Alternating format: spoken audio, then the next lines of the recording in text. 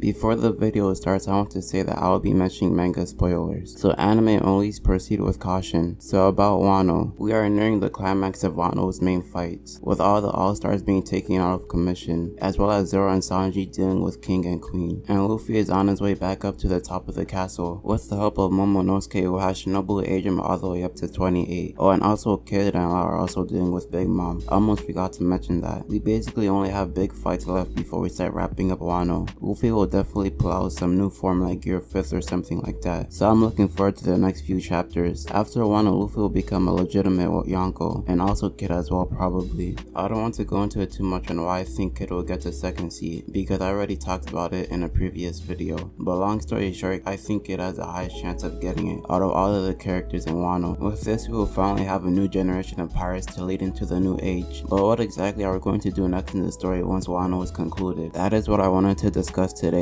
my theories of what we will see going forward once Wano is done and over with. Before that though, consider liking and subscribing for future videos. Alright, so to start off, I want to say this. For some reason, many people believe that Elbaf will be the next in line after Wano. I'm assuming they mean directly after Wano, because they don't mention about it not being directly after, and I don't really think that makes any sense. After having a very long arc like Wano, it would only be natural to have a pause arc between it and the next island the Straw Hats go to. But whatever it may be that happens after Wano, I can at least say confidently that I don't think it will have the Straw Hats included. We will just be finishing a very long arc spanning 3 years if I'm remembering correctly, and we have a lot of stuff that needs to be addressed before the Straw Hats go to their next island. The whole thing with Sabo, which I made a video of, as well as the Warlords, which we saw at the end of Act 2 of Wano, we cut off right before it actually happened. But of course it wouldn't be in present time, because all of that was going down simultaneously as everything that was going down in Wano, and that was at least a few weeks ago. So the Warlords being raided by the Marines is already done at this point, but they can still do a flashback type of thing to show us what actually happened, and what the Warlords are planning to do after having the world government cut ties with them. Or another possible route that they can take is with the whole Sabo situation. They left us on a pretty big cliffhanger where we left off on that, and I honestly think this is what is most likely to happen, as a sort of breather between the super long Wano arc before the Straw Hats head to their next island, and I think this would be the most ideal. As I said in my Sabo video, this arc would be able to crush many birds with one stone. It would have us resume the situation with Sabo of course, but also give us a good opportunity where we can see how the Revolutionary Army does things for the first time, and maybe even possibly seeing Dragon do some actual fighting. Another thing it will be able to do is give us an introduction to Green Bull. Sabo was confirmed to be fighting admirals at Reverie, so I'm 99% sure that he was involved. Since he and Fujitoro were on duty at Reverie, we will get to see him for the first time, well in the physical sense because we don't know how he looks, but also with things like his devil fruit and overall personality. Other things that we could see after Wano is what's up with Blackbeard, I guess, because we don't really have a good estimate of where he stands in the story right now. He's just been sitting back mostly and observing what happened since the time skip, while also collecting devil fruits for his crewmates, because we saw how he stole Moria's friend's fruit for his own uses. He was the guy with the Suke or invisibility fruit. I'm pretty sure he showed up in Whole Cake Island too, because he had aspirations of becoming a reporter. But yeah, we were starting to get into the home stretch of the One Piece story, and by home stretch I mean at least 5 more years worth of story left to tell. So this is the perfect time to address all of these things before we get there. But yeah, these are the 3 things that I think are the most likely to come after Wano. I personally would prefer the Sabo thing to happen, and it makes the most sense, but I can't say for sure that it will.